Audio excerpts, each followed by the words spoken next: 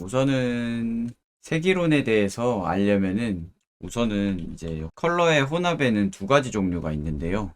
감산 혼합이랑 가산 혼합 이렇게 두 가지의 혼합이 있습니다.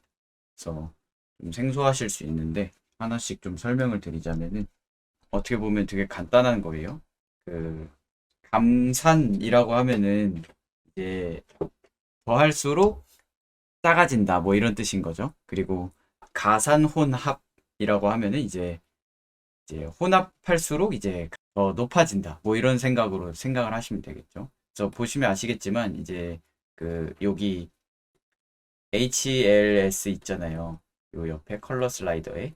그래서 요 L 부분을 보시면은 이제 하얀색에 가까워질수록 그러니까 밝아질수록 높아지고 퍼센테이지가 검은색에 가까울수록 이렇게 퍼센테이지가 낮아지죠. 0%로.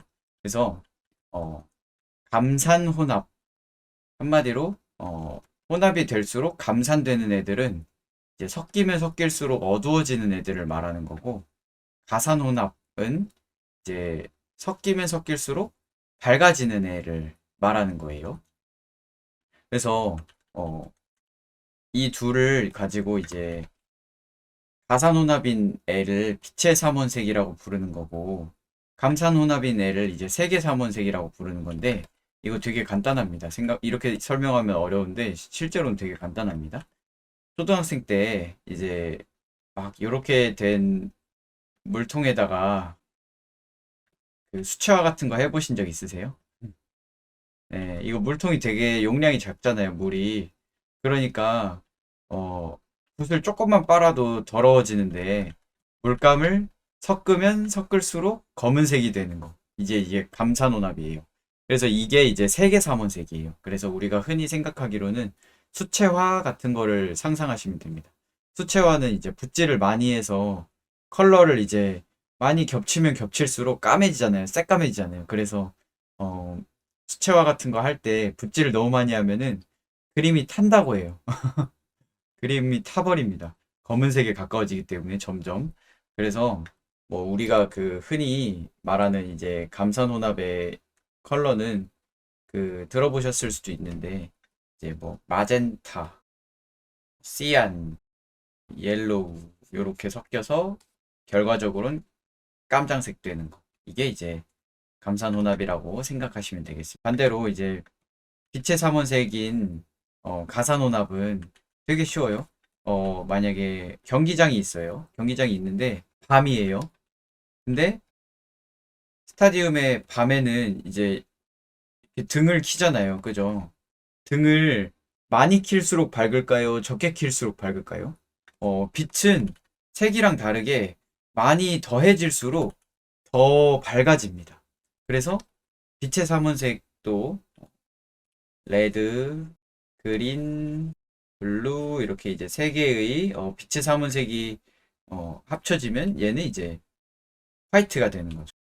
그래서 빛의 삼원색과 색의 삼원색은 각각 가산혼합과 감산혼합이라고 보면 되고 빛은 더해질수록 더 밝아지지만 색은 더해질수록 더 새까매진다. 네, 그래서 저희가 볼 거는 이제 빛이 어떤 식으로 작용하는지를 볼 건데 사과를 좀 생각을 해봅시다. 사과가 이렇게 하나가 있는데 사과가 두 개가 있습니다. 이렇게.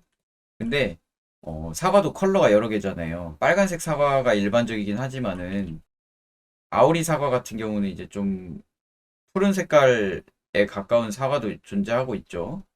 약간 이런 색깔의 사과도 있죠. 사과는 스스로 빛을 낼 수 있나요? 그죠? 사과는 스스로 빛을 낼 수 없어요.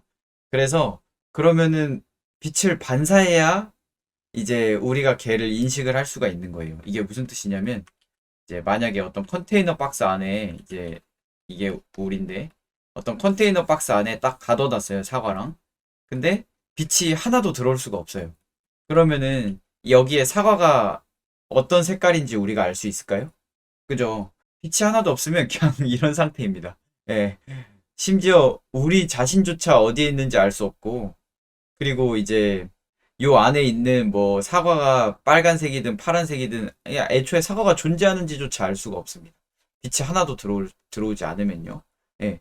그래서 우리가 뭔가를 이제 인식을 하려면은 스스로 빛을 내지 못하는 어떤 애를 인식을 하려면은 무조건 광원이라는 게 있어야 돼요. 광원. 그래서 광원은 뭐 일반적으로는 태양이나 형광등이죠. 광원에서 이제 빛이 1차적으로 쏴지고 그게 이제 이렇게 쭈루루루 와서 빛은 하얀색인데 하얀색으로 그리면 안 보이니까 편의상 노란색으로 그린 거예요. 쭈루루루 와서 얘한테 딱 닿은 다음에 얘가 이제 반사가 된 걸 우리가 인식하는 게 이제 일반적인 컬러 인식입니다. 그래서 근데 빛에는 이제 종류가 많아요. 과학 시간에 배우셨을 텐데 뭐 라디오파, 뭐 자외선, 가시광선, X선, 뭐 감마선 이런 뭐 되게 다양한 광선들이 존재한다는 거를 우리가 알고 있는데 그중에 우리가 해볼 거는 가시광선입니다. 가시광선. 이 가시광선의 이 가시는 이제 이 뾰족뾰족한 요 가시를 말하는 게 아니고 가시, 시야로 보는 게 가능하다. 그러니까 우리가 인식이 가능하다. 눈으로. 시신경이 걔를 감지할 수 있다. 뭐 이런 의미의 가시인 거죠. 가시적이다. 뭐 이런 표현 들어보셨을 건데. 그래서 가시광선에는 그럼 뭐가 있느냐? 이게 바로 무지개예요. 무지개. 빨, 두, 노, 보, 파, 남, 보 이렇게 이제 무지개 색깔이 있는 게 이제 바로 가시광선입니다. 근데 실제로 색깔이 7개가 있는 게 아니고 이제 이 사이사이가 그라데이션으로 무수히 많은 컬러로 네, 되어 있는 거예요. 7가지 색깔이 아니고. 그래서 뭐 외국에서는 무지개를 7가지 색이 아니라 6가지 색으로 보잖아요. 그러니까 그냥 이 7개든 6개든 이 분류는 그냥 되게 그냥 주관적인 분류인 거고 실제로 7가지 색깔인 게 아니고 이 빨간색에서부터 보라색까지의 요 컬러 서클을 우리가 가시광선이라고 부른다는 거죠. 근데 우리가 요거를 봤어요. 빛의 삼원색을. 아까도 말씀드렸듯이 빛은 강해질수록 더 밝아지잖아요. 그리고 더해질수록 하얀색에 가까워지고. 그렇기 때문에 이제 일반적인 형광등이나 아니면 태양빛이나 이런 빛들은 그냥 하얀색 빛이잖아요. 근데 그 하얀색 빛은 컬러가 하얀색인 게 아니고 이 모든 색깔이 다 있는 게 이제 하얀색인 거예요. 이해되세요? 네. 그러니까 빛이 쏴졌는데 하얀색 빛이 쏴졌는데 얘는 하얀색인 게 아니고 빨주노초 파남보인 거죠. 결과적으로는 하얀색으로 보이지만 색깔 자체는 빨주노초 파남보인 거예요. 다 더해진. 그러면은 이제 이 사과가 빛을 다 반사하는 애면은 얘가 빨주노초 파남보로 보여야 되잖아요. 근데 그렇지가 않고 얘는 빨간색으로 보이고 얘는 초록색으로 보인단 말이에요. 이게 무슨 원리냐면은 이제 물체들마다 고유하게 반사할 수 있는 색깔이 있고 흡수를 하는 색깔이 있어요.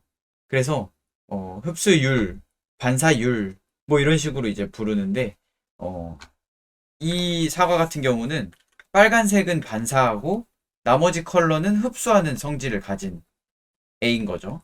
그리고 요 사과 같은 경우는 초록색은 반사하고 나머지 컬러는 흡수하는 성질을 가진 거죠. 그러니까 사실 얘가 초록색인 게 아니고 초록색을 제외한 모든 색깔은 흡수하지만 초록 색깔은 흡수할 수 없기 때문에 초록색으로 보이는 것이다. 그러니까 엄밀히 따지면은 이 사과의 진짜 컬러는 초록색인 게 아니고 초록색을 제외한 다른 컬러들인 거죠. 되게 재밌지 않으세요? 근데 우리가 보기에는 이제 초록색으로 보이는 것이다. 그래서 이게 이제 우리가 물체를 어떤 색깔로 인식하는 원리입니다. 그래서 컬러를 다 반사를 해요, 만약에. 대표적으로는 하얀색 물체들이죠. 하얀색 물체들은 모든 컬러를 다 반사합니다. 그러니까 하얀색 조명을 쬐면은 하얀색으로 보이는 거예요. 그죠? 그런데 이제 하얀색 컬러의 물체들은 모든 컬러를 다 반사하잖아요. 그러니까 하얀색 물체에다가 만약에 파란색 조명을 쬐어요. 그러면 얘가 무슨 색으로 보일까요? 그죠? 얘는 모든 색깔을 다 반사를 하니까 파란색을 다 반사해서 파란색이 되겠죠.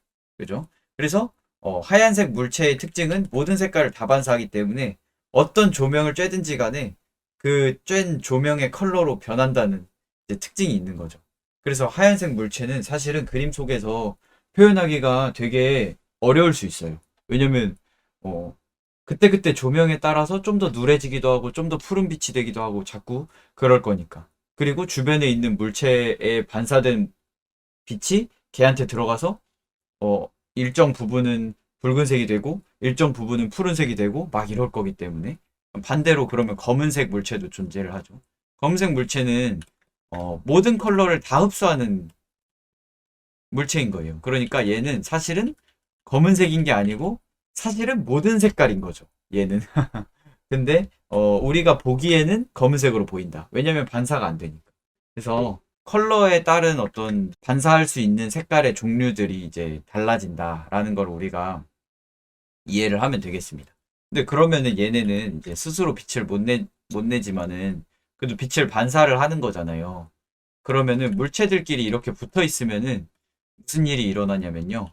얘는 주변에 이제 빨간색을 이렇게 반사해서 내보내는 애인 거예요. 얘는 주변에 초록색을 이렇게 반사해서 내보내는 애인 거예요. 그래서 얘네가 이렇게 가까이에 붙어 있잖아요. 그러면은 요 초록색 사과는 빨간색이 반사가 되어서 이렇게 살짝 빨간 빛이 이렇게 비치게 되고요. 이렇게 얘는 반대로 초록빛이 이렇게 비치게 되겠죠. 얘네의 거리가 가까워지면 가까워질수록 더 그렇게 될 것이고. 그래서 사실 그 그림 안에서의 어떤 컬러가 있는 물체들끼리는요, 색깔이 어느 정도 묶여 있습니다. 왜냐면은 생뚱맞게 지 혼자서 띵 빨간색 이렇게 있거나 아니면 띵 초록색 이렇게 있으면 안 된다는 거죠. 왜냐면 그러면은 걔는 주변의 반사에 영향을 전혀 안 받는 애가 돼버리잖아요. 그러니까 그런 거는 이제 어 빛을 반사하는 원리로 우리가 인식할 수 있는 물체 같은 경우에는 불가능하다는 거죠. 그런 일은. 왜냐면은 그냥 우주에 물체 하나가 띵 있으면 그렇게 될 수 있어요. 근데 실제 우리가 사는 세상은 물체가 엄청 많잖아요, 주변에. 그리고 컬러도 엄청나게 다양하고요. 그렇기 때문에 이 물체들이 많이 모인 곳에서는 그 물체들끼리 서로 상호작용을 하면서 어떤 일종의 비슷한 색깔 톤을 만들어내게 됩니다. 그리고 하나의 조명을 받거나 혹은 두 개의 조명을 받았을 경우에 그 조명으로도 또 묶이게 되겠죠. 조명의 컬러로. 그래서 컬러를 칠할 때는 제일 주의해야 될 점은 이제 얘는 포도니까 보라색, 얘는 나무니까 갈색, 얘는 뭐 사과니까 빨간색 이런 식으로 칠하면은 망한다는 거죠. 그러면은 아주 촌스러운 그림이 됩니다. 왜냐면은 그 컬러에 대한 이해가 전혀 되지 않은 상태에서 그려진 그림인 거예요. 그렇게 그리면. 컬러들은 항상 서로 상호작용을 해서 최종적으로는 비슷한 컬러로 다 묶이게 된다는 거. 그걸 이제 이해를 하시면 좋을 것 같습니다. 네. 그 다음에는 반사율에 대한 얘기를 할게요. 반사율. 여러 가지 컬러를 반사하는 애가 있듯이 아무 컬러도 반사하지 못하는 애가 있고, 그렇듯이 이제 조명을 많이 반사하는 애가 존재하고 조명을 거의 반사를 못하는 애가 존재하겠죠. 이런 애들을 정반사와 난반사라고 부릅니다. 혹시 이름만 들었을 때 누가 더 많이 반사할 것 같나요? 그죠? 왠지 정반사가 더 많이 반사할 것 같습니다. 정반사는 표면이 매끈매끈한 애들을 말하는 거고요. 난반사는 표면이 까끌까끌한 애들을 말하는 겁니다. 정반사는 반사율이 높은 쪽에 속하는 애들을 말하는 거고, 난반사는 반사율이 낮은 쪽에 속하는 애들을 말하는 거예요. 완벽하게 100% 반사하거나 혹은 100% 반사를 못하는 그런 애들은 존재하긴 합니다. 블랙홀 같은 것들. 블랙홀은 아무 빛도 반사를 할 수 없죠.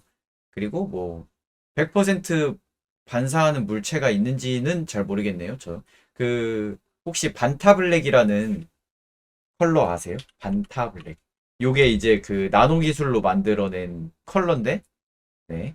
요 친구가 이제 흡수율이 이제 99.9% 정도가 돼요. 그래서 사실상 반사가 안 되는 거죠. 그래서 완전 무슨 갑자기 이렇게 포토샵 갖다가 잘라내기 한 것처럼 그냥 검은색이 돼버리는 네, 이런 애인데 이제 이런 애들이 바로 대표적인 반사율이 낮은 남반사에 속하는 애들인 거죠. 정반사는 대표적인 물체로는 거울이 있어요. 거울. 반사율이 매우 높습니다. 그래서 거울은 혹시 거울의 스스로의 색깔을 생각해 보신 적 있나요? 거울의 색깔. 네, 화장실에 가서 거울을 볼 때 우리는 거울의 색깔을 전혀 생각하지 않습니다. 왜냐면 거울은 색깔이 있어도 아마 안 보일 거예요. 거의 반사율이 100%에 가깝잖아요. 그렇기 때문에 그 옆에 있는 물체가 뭐인지에 따라서 만약에 파란색 물체가 있어요. 그리고 뭐 초록색 물체가 있어요.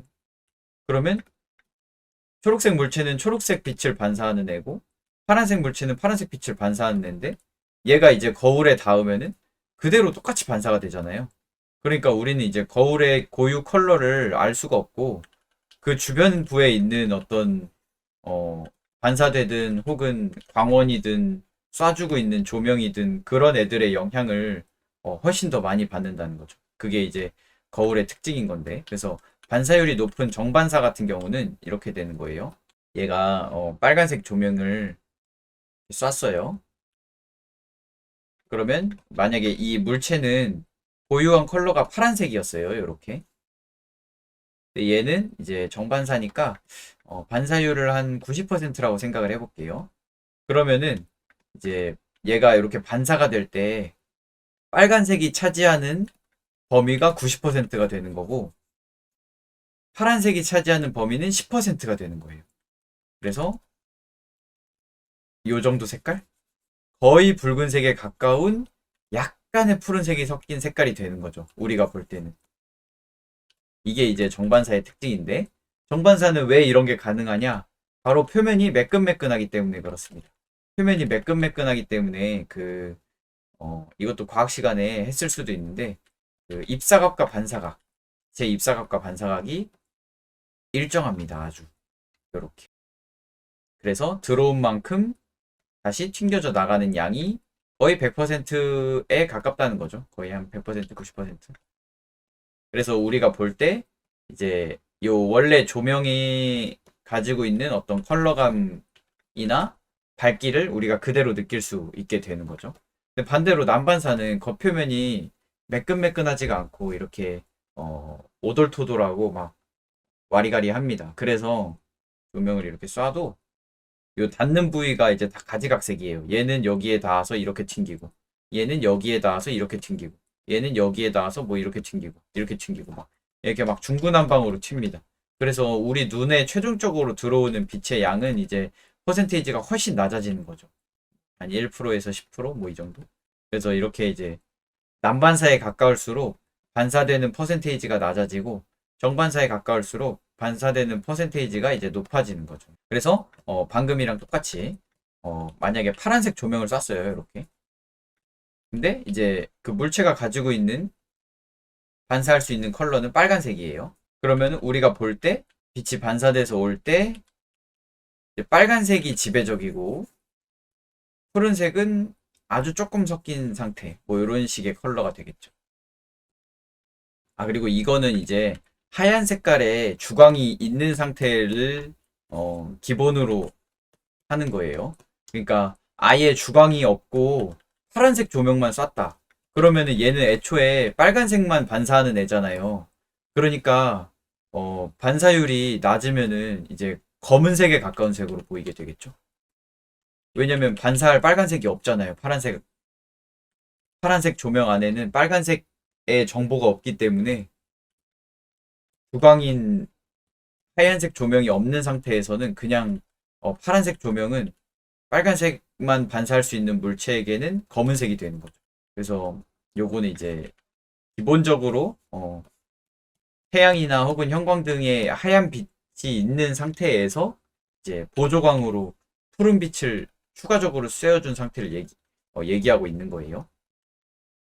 그래서 정반사와 난반사에 대해서 좀 알아보았고요. 이제 정반사와 난반사의 이제 대표적인 특징, 질감 표현을 위해서 정반사와 난반사의 대표적인 특징을 알아야 되는데 뭐냐면 이제 정반사는 표면이 매끈매끈하고 난반사는 표면이 이렇게 오돌토돌한다고 그랬잖아요. 그러니까 여기에서 이제 빛이 딱 왔을 때 이렇게 딱 왔을 때 얘는 빛과 딱 수직으로 만나는 부분이 이렇게 한 군데밖에 없어요. 이렇게 아주 좁습니다. 정반사는. 근데 남반사는 빛이 이제 이렇게 출발을 했을 때 이제 90도로 만나는 부분이 꽤 많아요. 왜냐면은 중구난방이기 때문에 많이 반사가 되진 않지만 꽤 많습니다. 그래서 밝아지는 정도는 정반사가 더 높아요. 반사율이 높으니까. 밝아지는 정도는 정반사가 더 높다. 근데 밝아지는 면적은 남반사가 더 넓다. 이해되시죠? 그래서 이걸 이제 이미지로 보면은 바로 이해가 됩니다. 예를 들면 뭐 이런 거예요. 이런 석고로 되어 있는 애들은 밝은 부분이 되게 넓습니다. 이렇게 다 밝고, 이렇게 다 밝고, 이렇게 다 밝고. 밝은 면적이 되게 넓어요. 근데 이제 뭐 색깔을 보시면 알겠지만은 완벽히 밝은 색은 아니고 약간 회색 컬러에 가까운 네, 조금 덜 밝은 느낌의 밝은 컬러가 되는 거죠.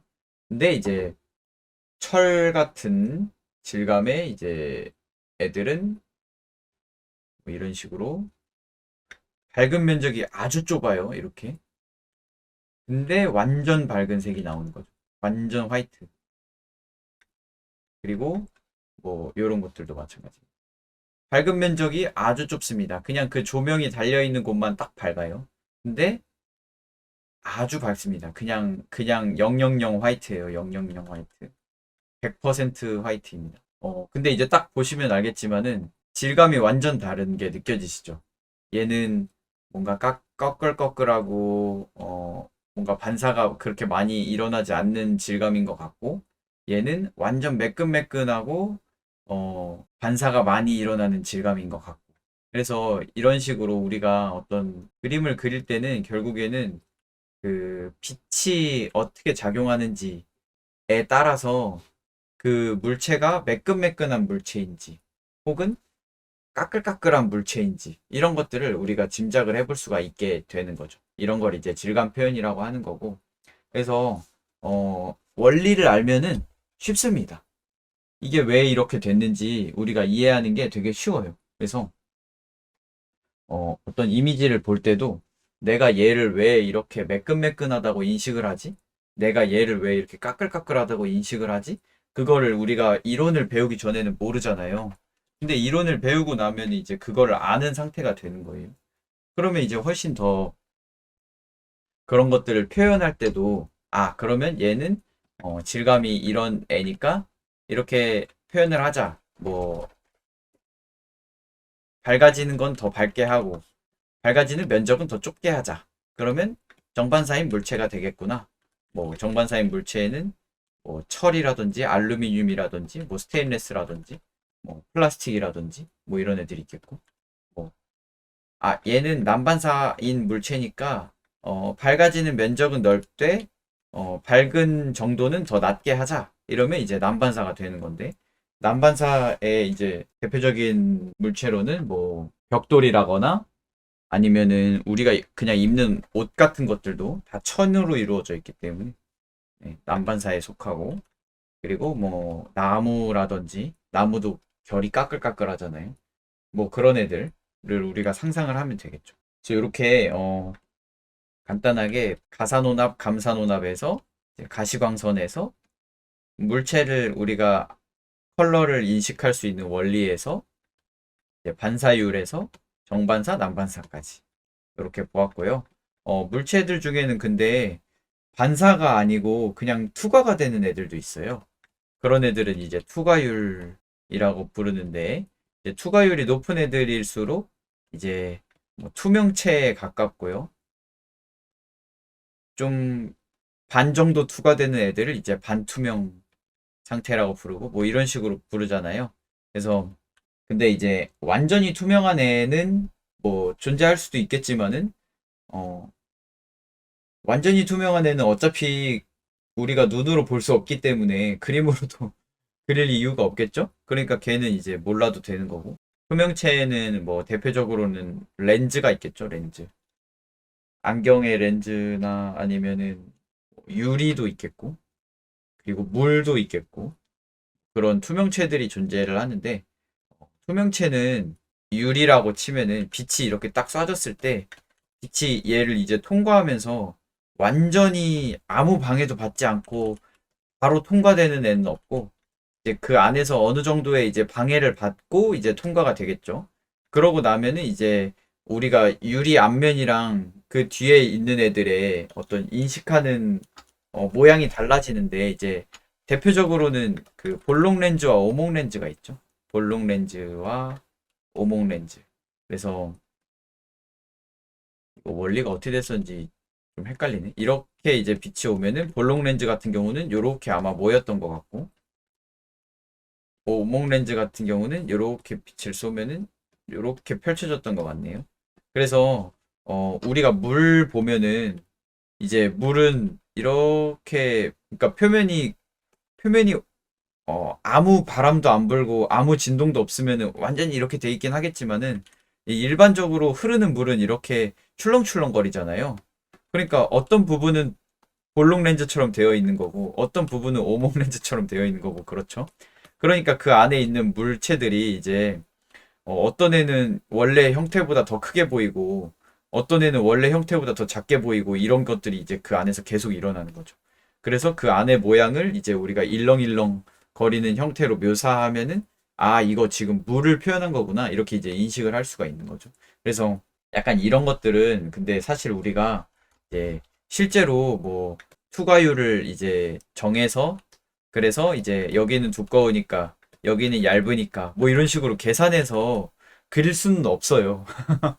그거는 우리가 기계도 아니고, 그렇게까지 해서 그림을 그리려고 하면은 더 이상 이제 그림이 아니고 거의 무슨 수학이 됩니다.